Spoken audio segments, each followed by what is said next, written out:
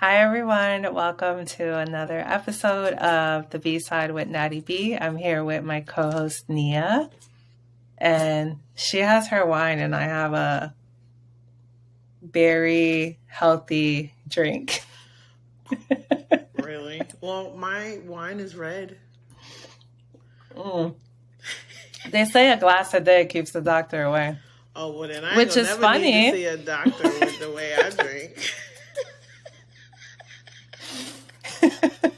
Which is funny because today this is going to be a love letter to Mark Cuban, which is my man crush every day because I love him. And I was telling Ryan, he's my husband, for those of you that don't know, that like the storyline behind this episode, and he just kept looking at me. He was like, Yeah, because he got stuck on my man crush. I'm sorry, what did you say? Right. We don't play with that after word. that. We don't play with that word around here. He didn't do anything after that. So obviously, a lot of people know Mark Cuban. First of all, he's the owner of many companies, but one in particular that stands out is the Dallas Mavericks. And he's heavily involved in the team. He's also on Shark Tank. I just looked up his net worth. Do you want to guess what it is? A lot. $4.6 billion. Wow. $4.6 billion. Right. It's not really my wheelhouse, but I think I could make it work. Listen, everybody has their price, right? We talk about that. We've talked about that on another episode. But some things almost cost. Some things there is no price. Like right. But if Mark Cuban came up to me today and said, "Hey, would you be my assistant?" I'm pretty sure I would be like, "Yes. Where do I sign?" So,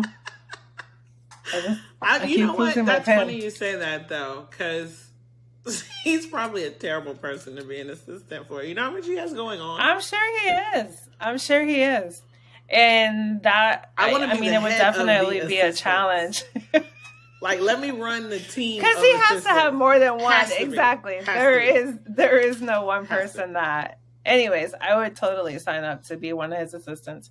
But outside of, obviously billionaires have a talent for continuing to increase their revenue. And one that he showcased on is Shark Tank, which I watched Shark Tank heavily for a very long time.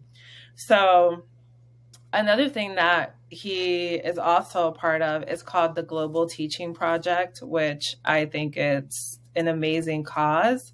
So that offers advanced courses for underserved communities, which those are our communities. I mean, it's rare, but usually underserved communities are for minorities. Mm-hmm. So that project helps the minorities or people that are, in basically poor. It helps them to continue their education and gives them the resources to have advanced courses, which listen, I'm all about one day we will be millionaires. We've been saying it since we were very young, for over 15 years. And I know that it's coming, but to be able not only to say you're a billionaire, but to have something like this where you're reaching out. Everybody says they always want to help the poor. Oh, let's go feed them food. Oh, let's do this. But education opens up so many doors. So I admire him for that. Education also breaks the chains of poverty. And so it's kind of like teaching someone to fish versus giving them fish. Yes, we could walk around and hand people in those lower income communities the things that they're missing, but the one thing that they're missing is education and access, right? So, and education breeds access because you understand where to go for certain resources. So that is a phenomenal thing that he's doing, to not just provide something because he has a surplus, but to say, I want to teach others. And even his work on Shark Tank, right, is him helping someone else to be able to do what he's doing, because that's really all Shark Tank is people who have gone before, been successful, know what it takes to then evaluate all of the new up and coming ideas. Right. To say, yep, you know what, you're on the right track, and what you need is probably just an infusion of capital. So here you go. Capital, connections. Right. I mean, you can have all the money in the world, but if you don't have those key players, like I'll use the Kardashians as an example. They have been able to continue to capitalize their growth because they have the resources to call so-and-so and say, hey, I want a makeup line. Right. Hey, I want to make jeans. Hey, she just came out I don't have anything. Line. I saw a commercial Skims yesterday. Yes. Yeah. I have their bras. We'll talk about that. I mean, I'm not a Kardashian fan. And the concept of the whole idea of this is the promoting of the body image and stuff like that, I have an issue with. I mean, but these bitches are brilliant in the sense that they have been able to put their money and use their resources to get to where they're at. Her bras are probably the best bras I've ever worn. I ordered 4 of them. The price point is a lot less than Victoria's Secret. I mean, I've dropped a good $75, $80 for a bra at Victoria's Secret. The ones that I got to start off with have no padding because I don't feel like I need it. And as far as like the back part, the bands are very wide. The only thing with her is that company is that you have to measure yourself because her sizes aren't like 34D. Okay. Her sizes are like small, medium, large, and then I think I'm at like at a 3X. So it goes up, an infinite amount of sizes, but you have to measure your under and then you're over. A 10 out of 10, I will definitely be ordering more. I feel like I'm at that age where I don't need padding. Like I have big honkers. I don't need, that's what Ariana calls them, honkers. I have big honkers. I don't need padding. I just want to be able to put on a bra and, the band on the back is wide enough to where you don't feel like you have that back fat. I don't care how thin you are, if you have 5% body fat, a bra will make it seem like you have back fat. So complete 10 out of 10. When you come down here, I'll show them to you, but I highly recommend them. So anyways, so with him, he's obviously has to have $4.6 billion as your net worth. You're doing something right. And some of you know, I am in the healthcare industry. I've been in the healthcare industry, since probably, I don't know, the age of 19. So many, many years.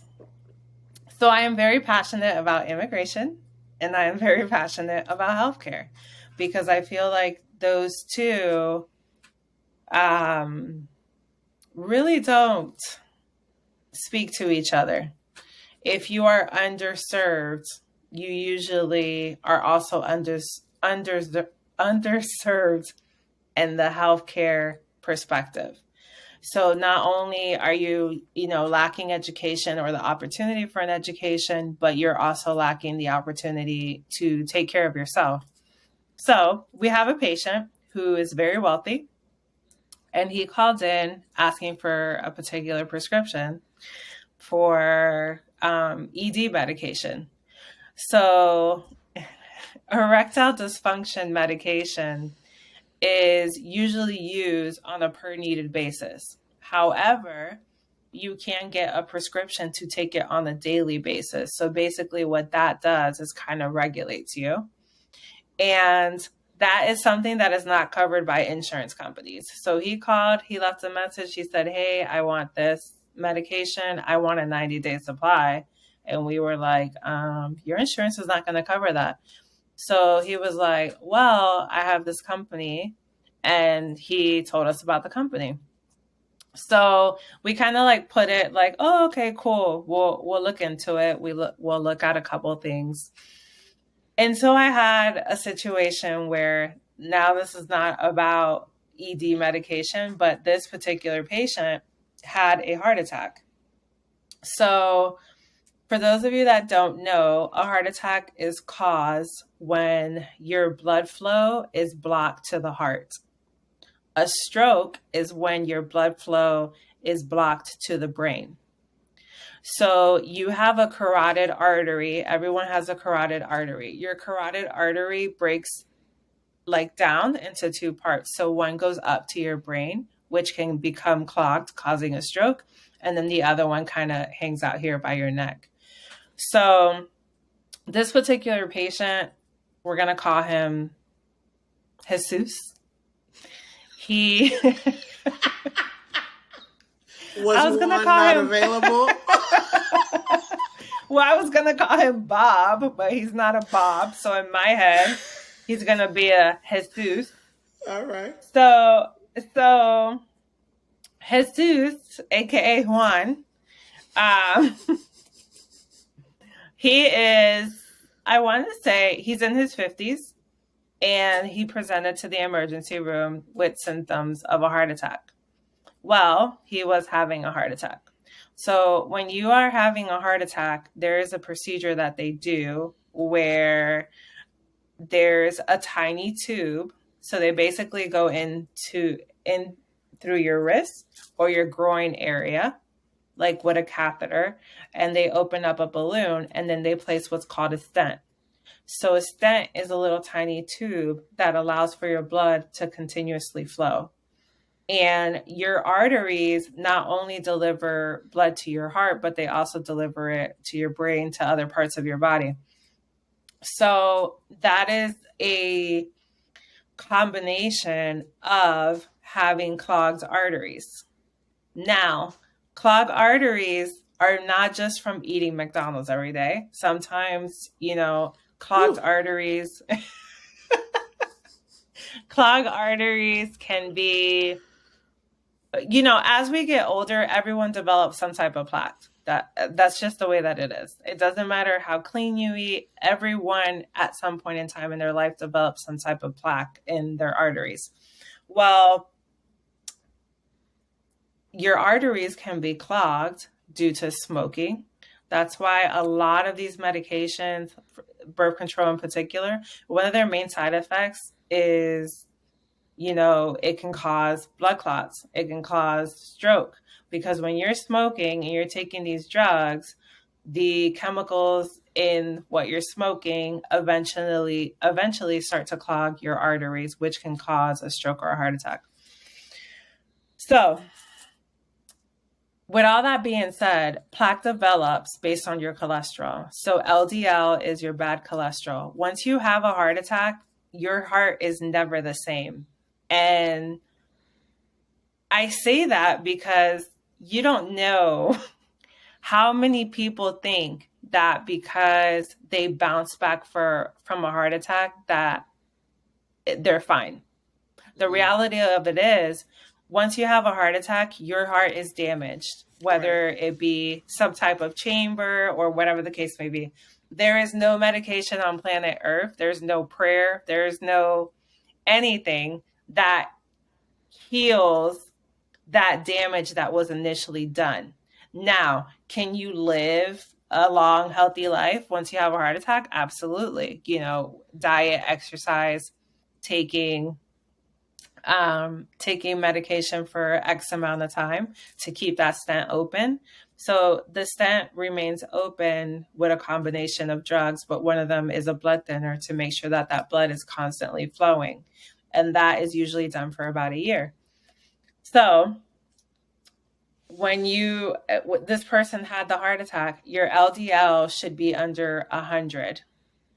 For a conservative doctor, it should be under 70. And my doctor is very conservative when it comes to that. So there are a number of drugs that you can take out there. This particular person has a plan, and his plan does not cover that drug. So what do you do? Like, if I came to you and I said, hey, Nia, I know you had a heart attack. And I am so very sorry. But we're not going to cover your drug. And now your drug is $300 and I don't know, let's say $80 for a 90-day supply. Yeah, I'm going to die. What do you say to that? I'm going to die. What? Now let's do the math here. So let's say it's $380, a 90-day supply. So that's $126 a month. The fact that there was a 3 at the beginning of the number, you didn't have to pull out your calculator. That lets you know it was at least $100 a month. And I do take prescription meds, right? I am hypertensive. At one point, I was diabetic, praise the Lord, no longer. I hate taking prescription drugs every day. First of all, because I hate having to remember to do it. Secondly, because I have to pay for them. They're not free. Now I am blessed. This now becomes a bill. Right. And so I'm 42. I was diagnosed with hypertension when I was 34. And I had an acute situation, right? I got sick with an inner ear infection and got rushed to the hospital from a minute clinic because my blood pressure was through the roof. And ever since then have been on medication. And I remember being with Care First at one point, and then the company that I worked for switched to Cigna. And I was using a brand name medication, and that medication was not covered by Cigna. And so it's funny because we made the switch in January and I left the company in March. So I didn't have to deal with it very long. But my meds were going to go from a copay of $20 to $150 a month. I said, oh, I'm going to die. Who? What? We didn't talk about this. I didn't budget for this. No, this wasn't. No, the company decided to change. I had nothing to do with this, and now all of a sudden, I'm going from paying $40 a month to $150, and the $150 was for one med. I take other medication. So yeah. Listen, the whole prescription drug game. And I say game because this is like Vegas a game out here. It is a game. And not only is it a game, but these prescription drug companies are billion-dollar companies for a reason. At the end of the day, they do profit on your loss. So your loss is, hey, you have hypertension. So now, let me go back and say that hypertension does not mean that you're not taking care of your body. It does not mean that you eat like garbage. Hypertension has a tendency to be hereditary as well. So I know people with 5% body fat who have blood pressure issues. Mm-hmm. And it has nothing to do with what they eat. It has nothing to do with their lifestyles. It's just genetics. So for you to come to the emergency room, you have arm pain, whatever, chest pain, and then next thing you know, you're laying up on the table and you're getting a stent placed. That is a life sentence, in the sense that not only will your heart never be the same again, but now you're put in this position where a little pill that you take once a day is weighing on your bank account, which makes you, as a person, I don't care if you make $100,000 a year, if you make $30,000 a year. Everyone lives a lifestyle according to how much they make. That's the reality of it. So now I'm telling you, hey, I'm so sorry that you had a heart attack. But guess what? Your insurance company doesn't cover this medication. So that was the situation with Jesus, aka Juan. And I had to talk. It's so heartbreaking for me to know that there are people out there who bust their asses, who pay their taxes, who do not break any laws, who are genuinely good people. And I have to say, hey, your insurance company doesn't cover that. So this is how much it costs. So I had the conversation with him, and he said, you know what? I'm going to try to get my LDL below 70 on my own with diet and exercise. So we were like, you know what? Cool. Let's do that for 3 months. We'll check your blood work again, and then we'll reevaluate then. So he does, signs up for his gym membership, whatever. He starts eating better. He comes back 3 months later, and it's still 7 points higher than what it needs to be. And it hasn't really budged. It was like maybe 9 points 3 months ago. Now it's 7 points above what it needs to be. So I had to have the conversation with him again. And I was like, hey, we called in a generic drug to your pharmacy. And he's like, they said it wasn't approved. And we were like, what? So we went from the brand. We understand when brand name drugs aren't approved. Right. Understandable. But now he has been prescribed this generic brand, and the generic brand has not been approved. So immediately I looked at the provider and we were like, this doesn't make sense. There must be some miscommunication. So I called the pharmacy and I said, hey, I have so-and-so here. He's stating that this brand is not covered and it's a generic brand. The lady, you can hear it typing. She said, yeah, that's correct. His insurance company doesn't cover this one either.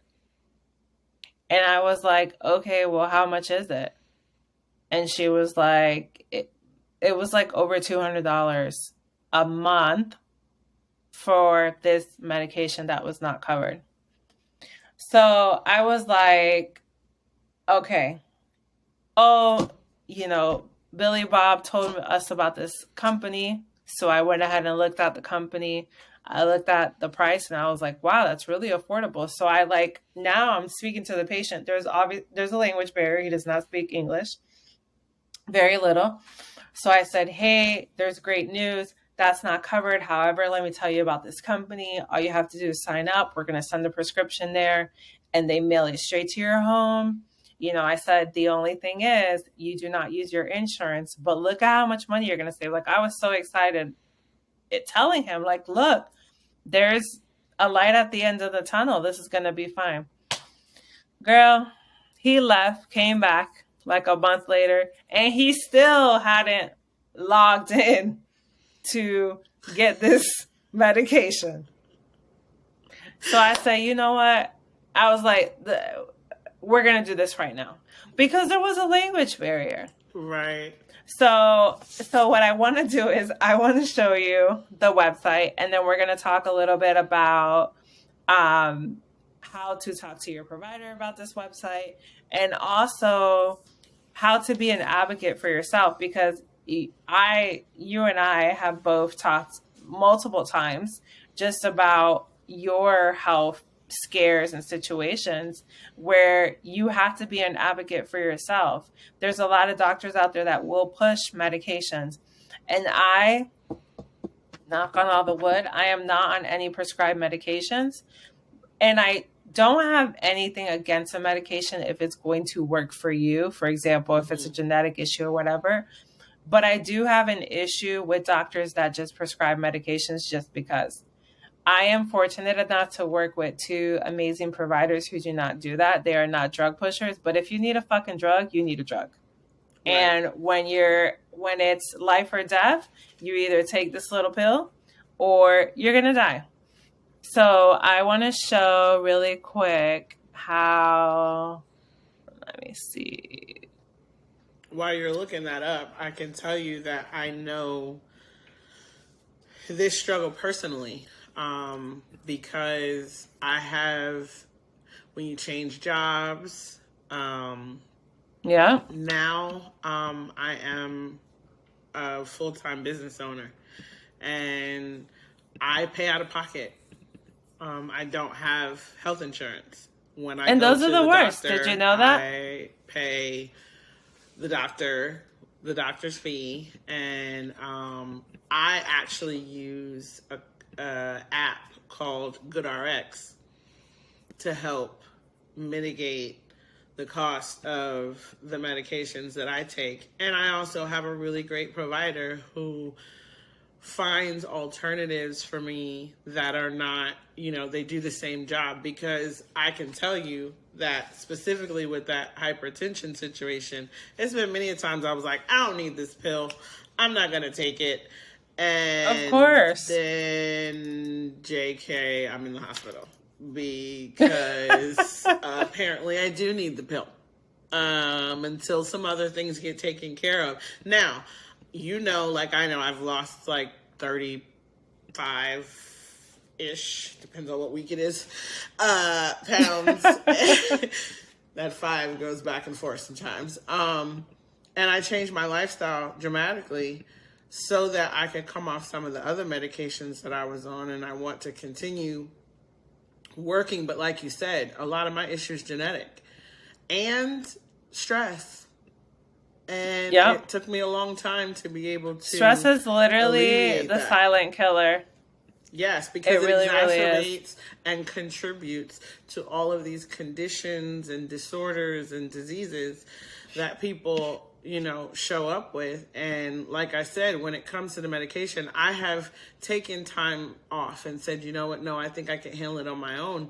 And then almost, was in a really bad situation. So I need it. I understand I need it, and I don't like that I need it. But right now, this is something that helps me to be able to continue with my life. And yes, like you said, when you said it's a sentence, I never thought about it that way, but it's true. It's like when you get a diagnosis that requires you take a maintenance medication, it's a sentence, because now I'm bound to paying for this, regardless of how much. If all of a sudden my medicine goes up and nobody offers any discounts and then I'm stuck, because I know this one particular medicine is helping to keep me at status quo right now. If I stop, then I risk other things.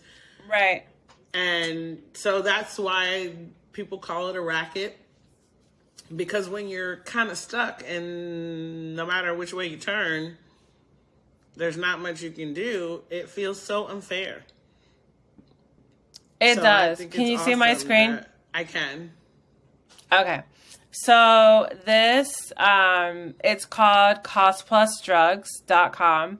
And basically, like I stated earlier, this takes the middleman out. And by the middleman, I mean the insurance carriers. So if you are to get, and I have a couple examples here that I want to share, but this particular medication is for cholesterol, which is something that, Jesus, aka Juan, needed. And I want to show you that. So this medication only comes in a 10 milligram tablet. Okay. So tablet, 10 milligrams for a 90-day supply, it would only cost you or anybody else $8.40. Wow. Okay. And then if you go down, it breaks down that the retail price at pharmacies would be $340. And then he goes further to explain that the manufacturing of the drug, basically what he has done is he has built this pharmaceutical company, and they facilitate the drugs there. He does have a 15% markup, which is fucking peanuts, if we're being honest. And then there is a pharmacy labor. The only additional cost to this, there is a $5 shipping cost, which for a 90-day supply of drugs, I don't think it's bad at all. So basically, this particular patient would be saving $331, which is huge in today's economy. So what I also want to show is the way that GoodRx works, which we also refer people to GoodRx, but basically GoodRx, you either, if you have insurance, your insurance has to deny it. Right. The medication has to be ran through your insurance.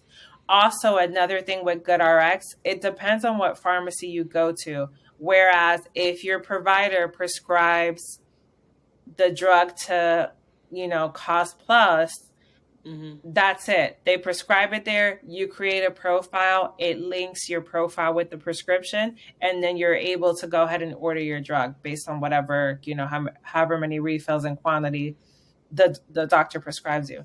So for this exact medication, which is Zetia, I looked it up on GoodRx, and for the same thing, 10 milligrams, 90 tablets, if you go to Walgreens and you don't sign up for the free and save, it would cost you $34.99, which is a significant difference than, the cost plus drugs program. Right. So I am going to put the link to both of these in the comment section of our podcast. I will share. This is one of the drugs that I was talking about, Repatha. Repatha is probably the number one drug right now, branded drug for reducing LDL. It reduces LDL by 59%, which is, astronomical. So Repatha is an injection. You can either do it once a month or you can do it twice a month. But if you look at these prices on GoodRx, Repatha is very expensive. And Repatha does have, financial assistance for those that qualify. But unfortunately, that doesn't apply to Medicare age members, which usually see an increase in their cholesterol as they get older. Right. So, there's all types of medications on here. We talked about, hypertension, blood thinners. That's another one. Plavix, warfarin is very, very expensive. If we go back there, so basically it kind of breaks down. This is how much. This is another very, very expensive blood thinner. The retail price is almost $400, let's say. Wow. And, the price here would be $8.10. And they have all types of things. I will share that Ariana has asthma, and her current policy does not cover the generic brand for the asthma pump, this is the first time where they've had a generic for the Flovent in a very long time. So if I go to GoodRx, the coupon is like $350 for 1 month supply of an asthma pump. Yeah. Now, I am blessed enough to where I have the wiggle room to pay for that. But I went to her insurance company does not cover the generic portion. They only cover the brand. And when they say they cover the brand, they mean that they knock down the price from like $380, which is the retail, to $210. She does not need the asthma pump every month. Praise Jesus. But if she did, $200 a month for a prescription to make sure that my kids' lungs are functioning properly is insanity. So I happen to, I usually use Walgreens. It's convenient. It's like Bank of America. You fucking hate them, but they're on every corner. So that's who you use. Those are my thoughts about Walgreens. I just hate them. But I switched from Walgreens. So Walgreens has started this new thing, which I don't know where it came from. But basically, Walgreens used to have all these brand name drugs. They no longer carry a lot of brand name drugs. What happens is they have to order them. And by ordering them, you get them like overnight. Well, because Ariana does not use the asthma pump on a daily basis, there are certain times as the weather is changing that she needs her asthma pump. So she started with her little cough. I know her little asthma cough. I went to go fill the prescription. It wasn't ready. Long story short, it took more than a day. So I called CVS, which is across the street, and I was like, hey, I need this drug. Do you guys have it in stock? They were like, yes. When I called the girl to make sure that it was ready, and I said, she was like, yeah, it's ready. I said, how much is it? And she's like, oh. She said, oh. She said, wait a minute. She said, wait a minute. So she started typing. I could hear her. You know when you call the pharmacy, you hear them typing? Yeah. And she's like, it's $200. And I said, I know. And she's like, wow. Like, the pharmacy tech was like, right. How? Right. So luckily, the pharmacist there wrote me a little note and said, hey, this is the generic. It does exactly the same thing. It has the same ingredients. And they had a manufacturer code that knocked down the price from $200 and whatever dollars to $120. Oh, wow. Which is a big fucking difference. Heck yeah. That is huge. That's huge. Huge. So, that's a whole week of groceries. Right. A whole week. $100? I mean, maybe for myself. That's, yes. I was like, that's usually like, every 2 days over here at the Crane house. Well, you guys have a big family, so. No, we do. And my people eat, and that's okay. But. And my people. Remember when you used to tell me you don't have small children? You don't have little babies? I never did. That's how it is over here. So, Mark Cuban, I love you. I think that this is brilliant. Not to mention one of the quotes on his website, and I could not find it prior to filming the episode, but he basically says that he did this to give the fuck you, like literally it says fuck, to the pharmaceutical companies. Because it is not fair. You should not have to choose on whether you're going to put your kids in after school care or you're going to pay for your drug prescription. Yes. And here's the thing. You should not have to choose. No, and if it actually took that much money, like if what we paid for was truly just to cover the cost of making it, and we both work in business, right?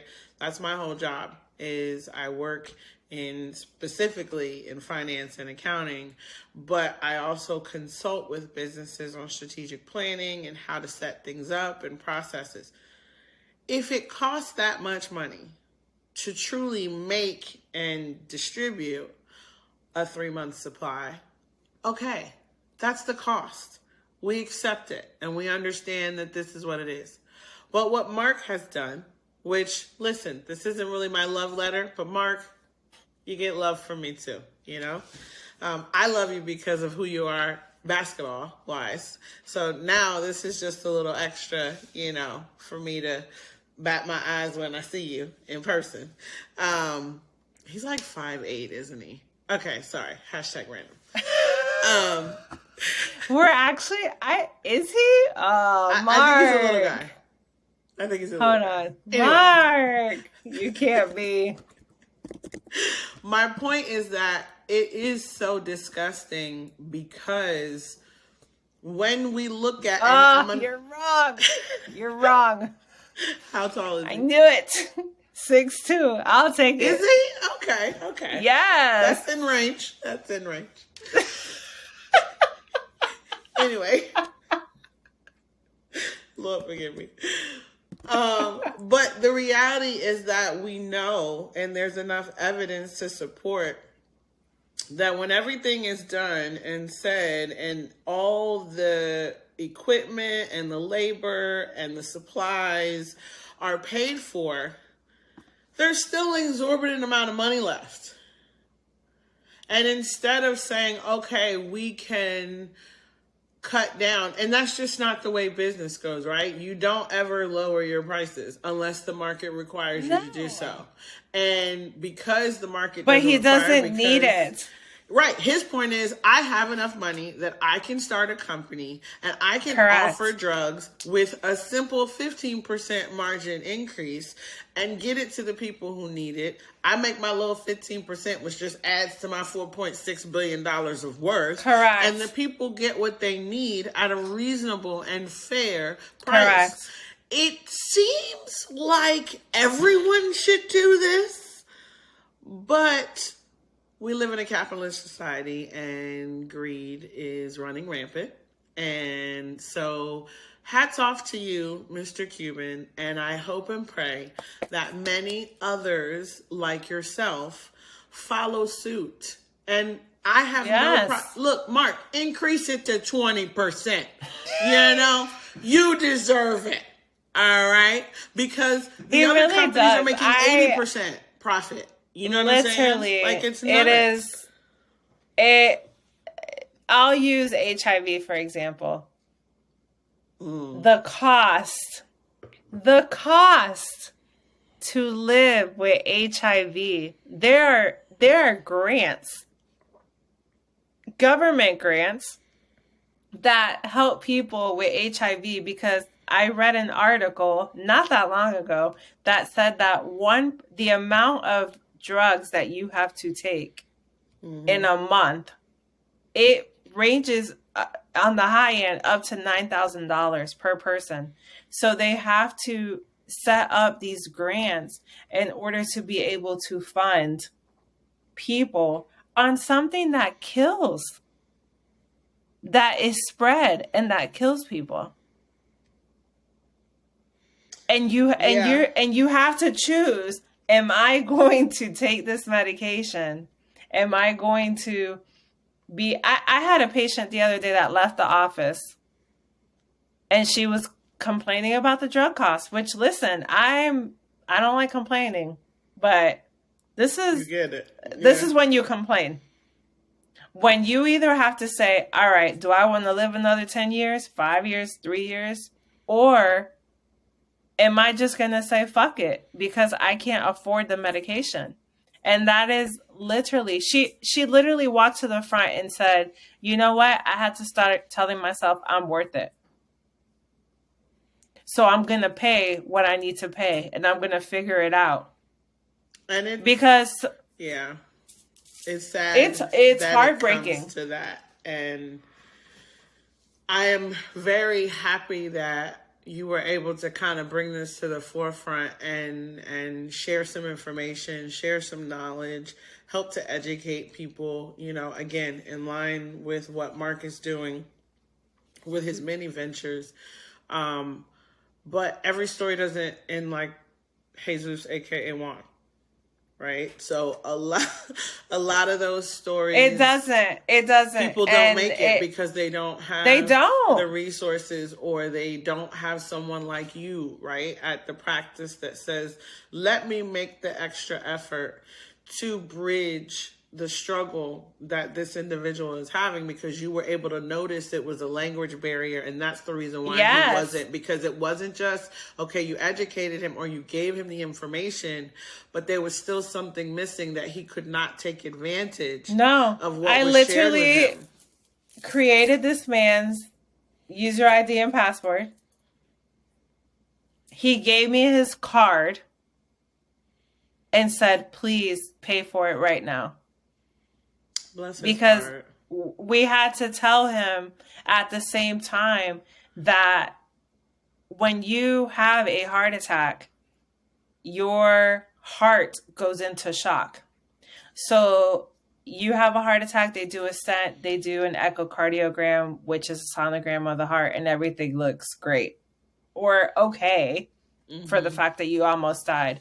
Well, 2 years later, and now there's a part of his heart that has died. Right. And because of the because of the loss of blood to that part of the heart, he has a chamber that is now dead. For me to have to sit there and listen to the provider and then translate it in Spanish, I pretty much, the way that he looked, his energy was like I told him he had cancer and he was going to die because he couldn't believe it. And once that set in, he was like, I said, look, you're going to sit out there. I'm going to call this company. I'm going to see what happened to the prescription that we sent. Because after I created his profile, it didn't link. And it all goes down to, in that moment, I saw my parents. Right. Because my mother has had a few health issues. She's pretty healthy for her age. But I've had to get on my mother's ass about being an advocate for herself. And your mother has a language barrier. Yes. And I understand how hard it is to feel this intimidation because you don't speak the same language that somebody else doesn't. So I had his little ass sit in the waiting room. I called the company. I said, look, the profile's been created. It's not linking to each other. What's going on? She connected me to the pharmacy. Bing, bang, boom. They connected it. I ordered it. I said, do you want to pay the $5 shipping or do you want to pay? I think expedited shipping was like $7. And he said, I want it expedited. I said, okay, no problem. I was like, this is your username, your password. I saved your card on file. I said, if you ever have an issue reordering the prescription, please call the office. Like, there's a lot of things that you can play around with, but you can't play around with this. Right. So, unfortunately, because of the world that we live in, this is not something that's going to be advertised. This is on a need-to-know basis. And but there's 17 commercials about the HIV and the herpes. Yes, Biktarby and the every other. Do you know, it was an education for me when I started seeing all these HIV and cancer medications. And listen, this is my naivete, right? This is me being a little slow and a tad bit blonde, I guess. And I apologize to all the blondes. It's not meant to be offensive. It's just a rather accurate stereotype. I did not realize that, like, if you get diagnosed with cancer or you get diagnosed with HIV or whatever, like, you have options. It seems to me that with something that is killing people at the rate at which cancer and HIV is, there should only be one best drug, because we should put all of our resources together to find the best drug to, like, why do I need options of cancer drugs? Yes. Now, granted, I get it that there may be certain drugs that, because cancer is one of those, like, there's a million different types or whatever. So, you know, that might be a bad example, but HIV, there's only one kind of HIV. Now, right, the virus itself has different strains, so on and so forth. But HIV is HIV. So why do we have multiple drugs for you to choose from? Just make one that works and everybody get behind that one? No? Okay. But I get it. Like, but it doesn't work that way. It's the same thing with a blood thinner. You know, it has now gotten to the point where there are blood thinners that are generic. However, the best one is not generic.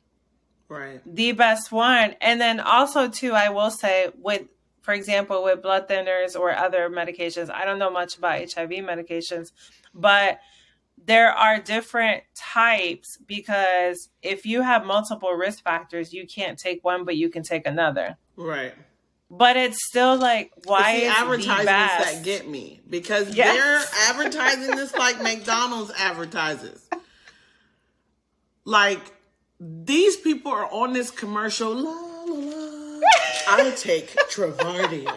Like, what? What are we? Every time they come on, Ryan is like, why are they making it seem like it's cool to have HIV? Yes! And listen, I have a family member. Actually, I have two family members that have AIDS, not even HIV. Okay? So this is personal to me. And I'm trying to figure out why y'all swinging at the park talking about what kind of HIV medication you have.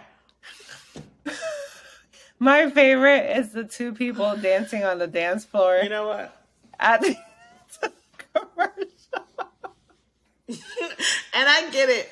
There's marketing. I really want to be in the room sometimes with these ad execs when they pitch this commercial for the first time. Like, if you've ever watched a movie, right? What was the movie with? Was it Boomerang with Eddie Murphy and Grace Jones was in it or whatever, and like I remember they were like showing the commercial and everybody was in the room, and then you get everybody's like visceral response, and they're like, oh yeah, that was great, or people are kind of looking around like, who's gonna tell them first that this sucked? Like I want to be in the room with these drug commercials so I can be like, what is this? Why are you it's one thing to inform, educate, right? Yes. Hey, and that's this drug is available. If you suffer from this, you can tell your doctor that, hey, I heard of this. FYI though, your doctor probably knows about it before you do. So again, the commercials don't really need to notify the doctor. So this is the part I have with it, right? Because the psychology of this marketing and advertising is telling people and treating them like, oh, we're just informing you of your options. No, when you got these two people on here fucking dancing at the end, I want to dance. I want to dance too. I don't even have HIV. And I'm like, oh, I wonder what Truvard, wait. Like, this is what I'm saying, okay? So you're out here marketing and advertising to people, but you're telling people that you're just educating and informing them, when what you really want is you want to make it look really cool. And if this applies to you, you're going to go and advocate for yourself to your doctor and say, hey, I really want to try. What's the medication that's good for everything? Like, it's like herpes and eczema and psoriasis. Like, what is it called? It starts with an H. Humira? That shit cures everything. It does. Rheumatoid arthritis, it cures everything. Listen, here's the thing though, and you're right. The psychology behind making these commercials, not only does it make it seem not even really cool, but it makes it seem, I get it. They're trying to show that these people have somewhat of a normal life for whatever. You don't. If you have HIV, you don't have a normal life. You don't. The mental state behind it, I couldn't even imagine what it's like to have to fall in love with somebody and be like, by the way, I have HIV. You know what I mean? I can't even imagine the mental toll that takes. But the one issue that I have with these drugs, and this is from me working at a doctor's office, is that sometimes, like everything else, it kind of pushes the ball back on the patient. So now the patient goes into this whirlwind of looking up this medication and now starts arguing with the physician, which I will say, there are not a lot of good doctors out there, but there are amazing ones. So now you're coming to your appointment with this ammo because you watched the 30-second commercial and you want to on dance. Big Tarby, and you want to dance. And your doctor's looking at you like, I have already prescribed you the best medication for your circumstances, but because you saw this damn commercial, and listen, I buy Crunch Berries because I see commercials. I go to McDonald's because I see commercials. I am truly, in many ways, a marketer's dream because I get so sucked in to the advertisement that I'm like, yeah, except for the prescription drugs. You know, fun fact, it is illegal in Europe and other countries to advertise prescription drugs on television. Why are we so dumb? They understand. This is not the place for you to do this. This is not you advertise and you market to let people know your services, to let people know your products, but usually because you are competing with someone else. Someone could go to Wendy's, someone could go to Burger King, someone could go to McDonald's. Prescription drugs should not be like that. No, this should be the best drug for this. This should be the best drug for that. This should be the best drug for that. Make a lot of it so that all of us who have that can get that drug. Now, as a person who does have comorbidities, and I understand that, like, you know, you can't take this with that or whatever. So I get why there needs to be more than one type of drug. But again, what Mark Cuban has done is proven that what they're charging is not necessary. It's fucking gross. It's disgusting. It is. I've always known that there's been a big issue with pharmaceutical companies just from working in the insurance world for many, many years. But it is fucking disgusting. And I'm going to use the word fucking because there's honestly no words for the amount of anger that I get when I have to tell someone, I am sorry, there is not a generic for that. I am sorry that you don't qualify for the financial assistance. I am sorry that you either take this or you don't. There is no other solutions. It is disgusting that we live in the United States of America and we have all this technology and we're so self-absorbed. Damn the technology. We have money. Do you understand? I work in sports, right? Sports and money. That's my business. The amount of money that is spent in the sports and entertainment industry is an indication to how much money flows through our economy. It flows in an area where we so choose.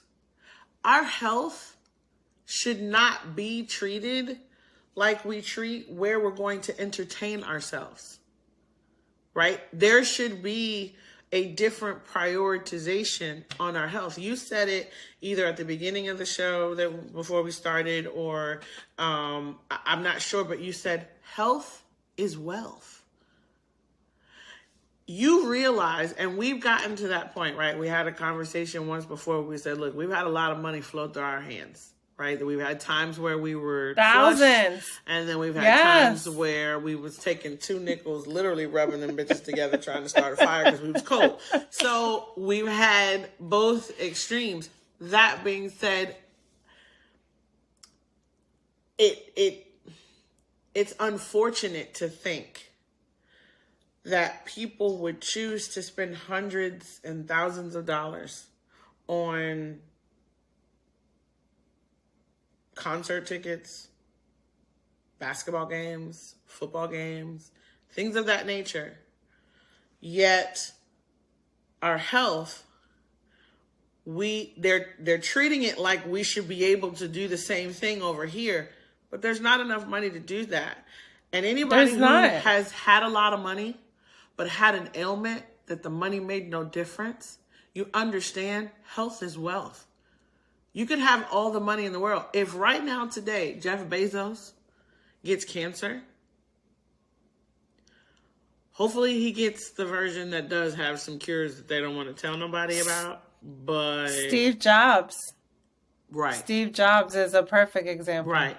He had enough billionaire money to have paid for if he could, right? If it was available, if it was an option, if anybody had the money to do so, it was him.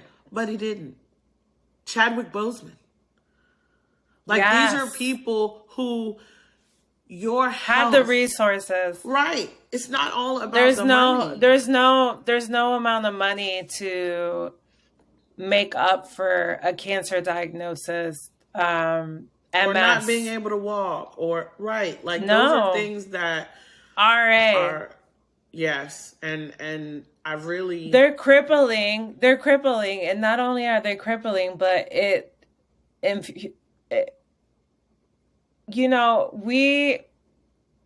I'm not a big fan of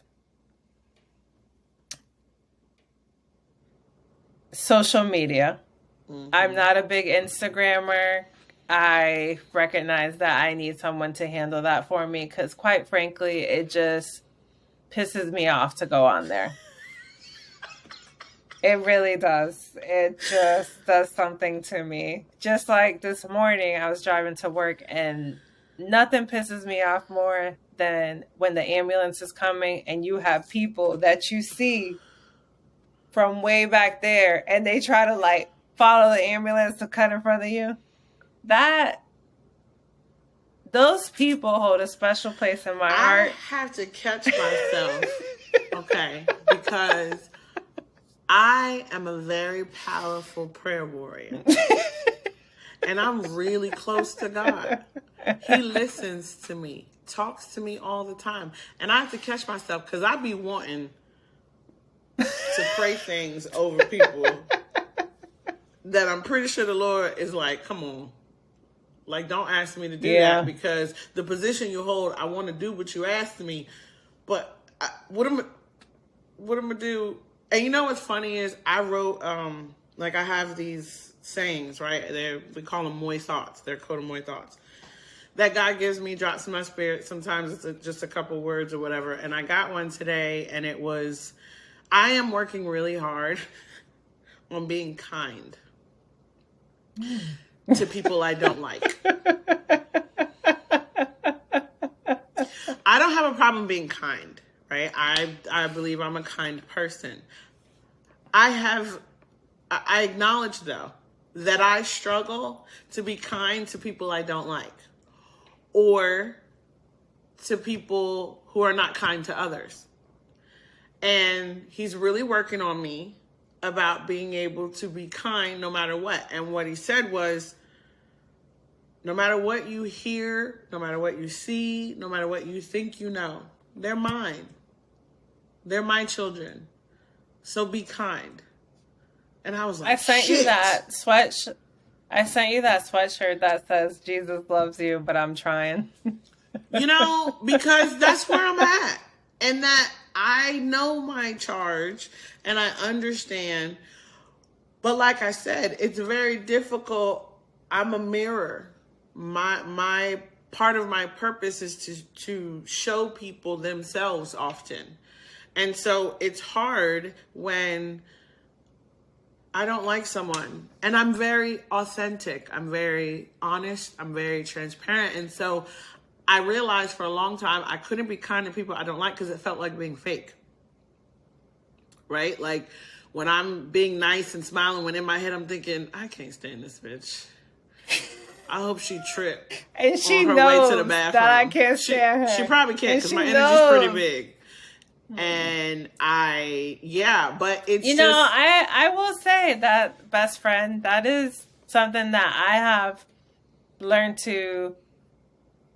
I can treat you with all the amount of kindness and cuss your ass out when I'm by myself because I can't stand you. But I do feel, I think that's something as you get older, you realize that you need in your life. Yeah, I don't feel that way. You know what? I think that's why he's working with me on this because as I've gotten older, I feel like I should tell people more often. You have to finish your sentence and I already know where this is going. However, you'll be happy to know that I was able to exercise some kindness towards someone that I'm not really a fan of. And in just making the effort to do so, it started to change my perspective and soften me up to that person a little bit. And I'm not gonna lie, not like this person? You don't know this person, so no. Okay. Yeah, that's the other thing too, is like, you know how we ride. So if I don't like you, it's likely that my people don't like you either. Or vice versa, And again, it's hard. Like, this is a real challenge. It's been a while since I've had a challenge from the Lord, other than trust me, that I struggled with. And this is one of those. And I'm not a mean person, I don't think. People keep saying it, though. No, I think you're very passionate, which translates to being aggressive to certain people. Yeah, I hear it. Including your children. Yeah, which I don't understand, because as far as I'm concerned, you shouldn't know shit else. I raised you. Your whole life was aggressive. Like, what do you... I think you're very passionate and you're very strong-willed, so people see that as being aggressive, which is how I feel when I go on social media. Like, it just does something to me. So I try not to get on it much, but I would love for people to hype this episode up like they hype up when Kanye fucks up. Like they hype up when, I don't know, Tristan cheated on Chloe. Like, we always talk about you and your Miss America speeches. Yes. This is kind of one of those. I would like for the whole world to come together and love one another and treat each other with respect. Yeah, okay. We all would. I mean, and I know. And I'm not saying that it can't happen, right? It just, the fact that you're saying it is the start, and we have to do our part to promote, and if nothing else, pass on the information. We probably won't get the traction of the latest snafu of some celebrity. But I have come to be okay with, if one person sees this. I agree. And is that able was when to we get talked some about help, this. Like, yeah, that right when there we is talked enough. about when I said, hey, I want to do this podcast, I want you to do it with me. And we talked about this for a while. This wasn't something that was thought about overnight, which clearly there's a pattern. Most of the things that I want to do are, I am a perfectionist when it comes to, if I want to start doing my nails, I buy every damn planet under the sun. You and I are one and the same. When we want to do something, I said I wanted to do this podcast. I went and got this $1,300 MacBook. I watched endless amount of YouTube videos, and I said, we're going to fucking do this, and we're going to do it right, and it's going to grow organically because that's what I want. And even if I can help one person today, which is why when I thought about the idea for this episode, I was like, I know you were on a couple medications. I was like, what are you on? Oh, yeah, I'm about to go to the link as soon as you post it. And I almost caught myself because I was about to be like, well, one other person besides myself, because I'm damn sure about to call my doctor and be like, hey, because I am on 3 medications currently. And, despite the fact that I don't pay a ton, because I do my homework. I pick a pharmacy that works. I do all those things. But I don't want to pay more than I have to. So in my love letter to Mark, if it saves you $10 every 90 days. Excuse me. It could save me $1. The way my life is now, I have learned the value of every single dollar. So if I can save one that can be put elsewhere, I'm on that train.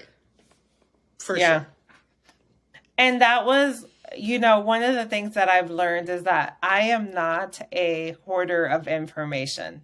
If I know something and it's going to benefit someone, I don't care if it's the garbage man down the street or if it's the executive at Price Waterhouse.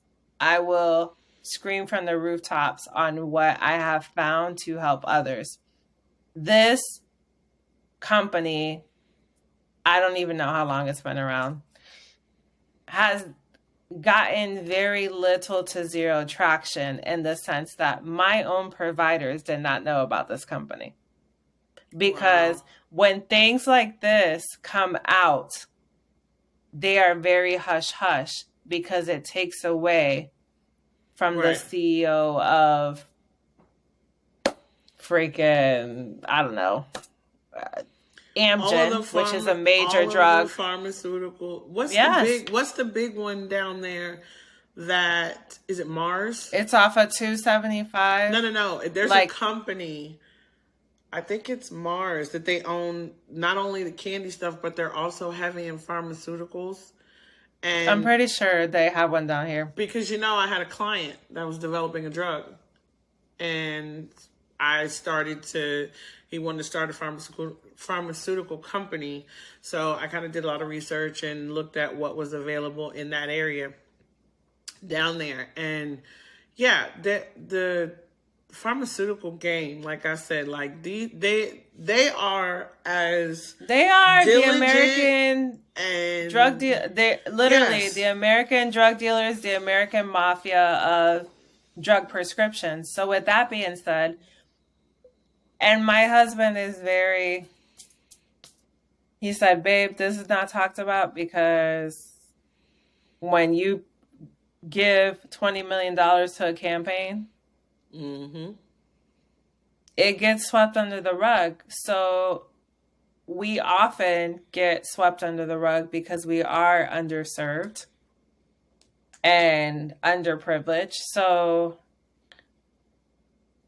Mark, I think you're amazing for many things. I think you're like every interview that I've watched, every article that I've read, you genuinely seem like a good person. If I ever got a chance to meet you, you know how they say when you're like growing up, they're like, who would you interview? Someone that's dead or alive? Like if I could have 30 minutes with one person in the whole world, it would be Mark Cuban.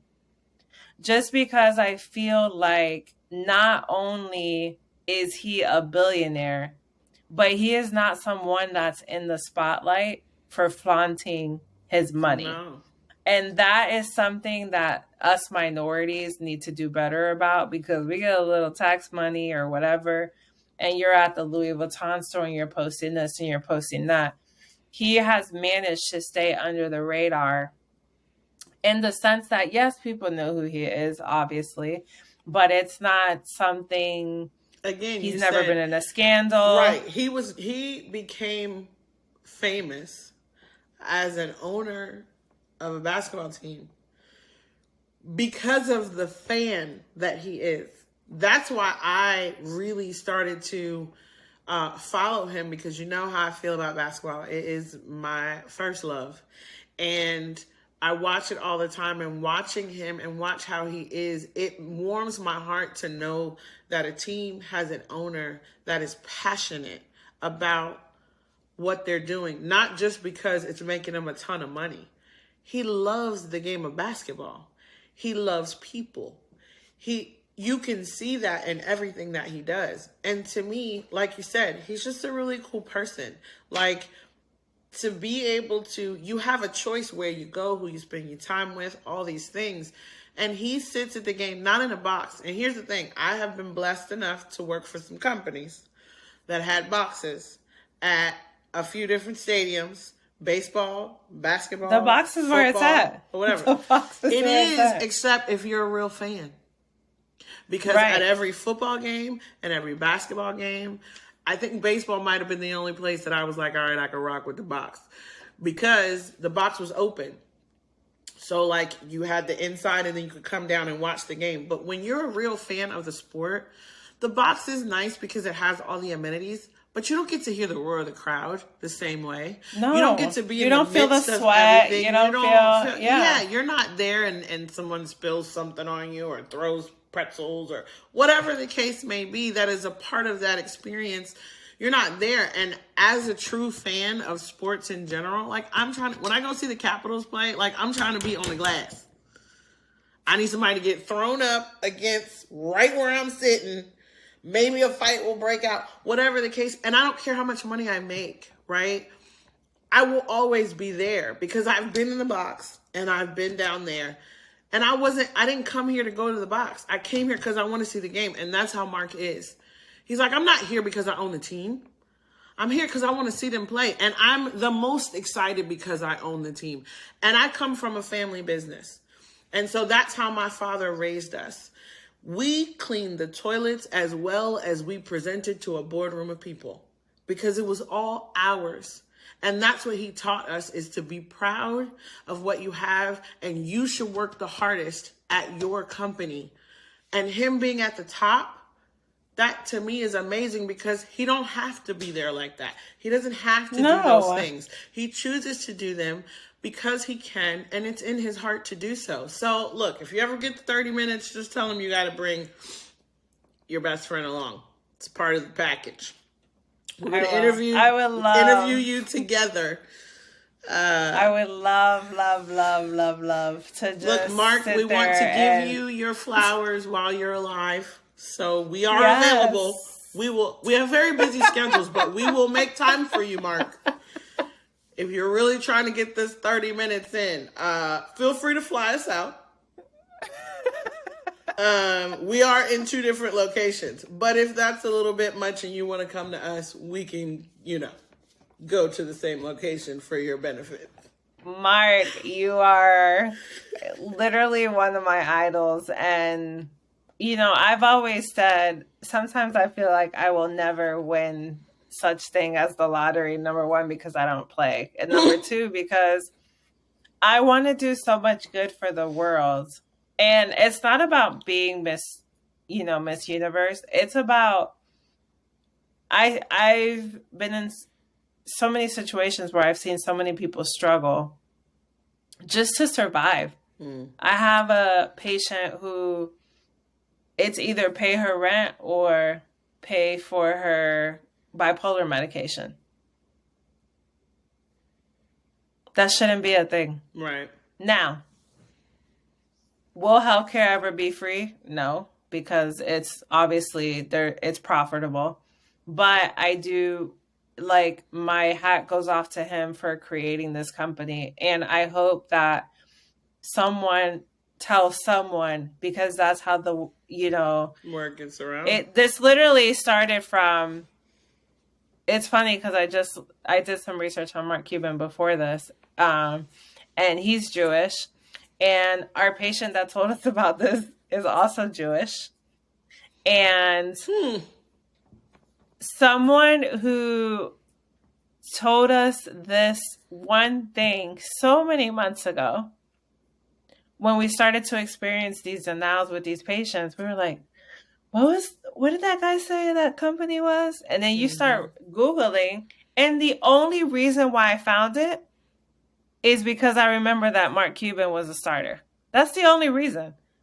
Because when you Google, it's not like it comes up right away. No, there's a lot of money that goes into making sure that it doesn't. So with all the SEO marketing that makes you come up first, there's the antithesis of that also that says, let's bury this down at the bottom, which is probably something that Mark knew, which is why he said, you know what, I'd be happy to put my name on it.